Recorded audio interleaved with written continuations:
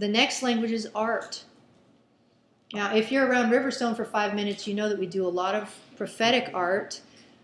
We use art to, we have a lot of artists that are trained to, well, I don't know how you train, but they are intentionally cultivating an ear for the voice of the Lord to give them pictures that they can paint and give to people, and it speaks to them. When we have our night of healing prayer, we use art. We have 30 some odd artists that will draw pictures or paintings and give them to people who come in and receive prayer.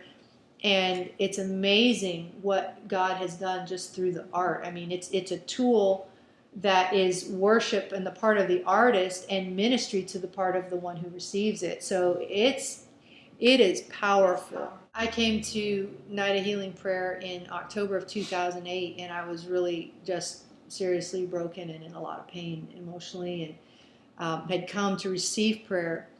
And June was the only artist at that point, and she painted very quickly on a canvas about 10 by 14 a picture of steps leading into a dark room, a doorway that led into blackness, and then there was fire all around it. And she was actually a little nervous to give it to me because it was a really scary painting and all this fire around it. She said, you know, this is kind of scary, but I just see you walking, taking steps into a dark room, and there's fire all around you, and the only word I hear for you is trust. And I said, put that on there. She hadn't written trust on there. So she did. She put trust. She wrote trust on there, and she said, I won't sign it because this is from God. And that painting spoke to me because she had no idea that I was in the middle of fire and I was going into the black unknown. And I mean, the picture was exactly me. And it was pretty amazing. And then just a few months ago, I think it was the end of May, where I was leading one of the worship circles. Like, we have a third Friday, which is this week. And she was there painting during worship, and she had painted one canvas and painted another canvas. And I had stepped away, put my guitar down, and from across the room I saw this painting, and it pulled me across the room to it. I was just like, you know, it was amazing. It was a black background with a woman in white, a bride who was dancing with her back. It was from her back, and it was the white of her dress with the black, and she was dancing, and she was on a stage, and the curtain was opening up, and it was the bookend to the painting I had gotten 2 years before. Wow. Because I was walking into darkness in that first painting, and in this one I was the bride coming out of the darkness.